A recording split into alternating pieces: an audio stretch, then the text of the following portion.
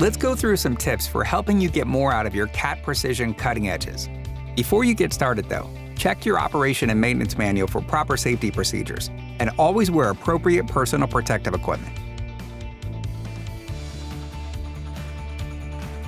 Precision cutting edge systems have up to 20% more wear material than standard cutting edges.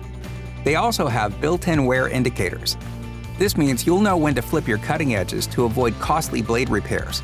So keep an eye on the indicators during your daily checks.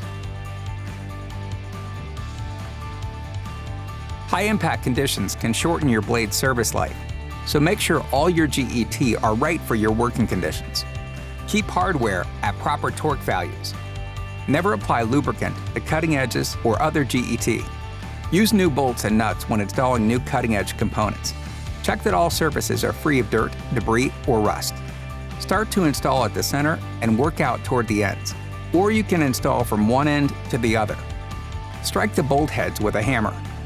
Finally, check that the bolts have been tightened to proper requirements.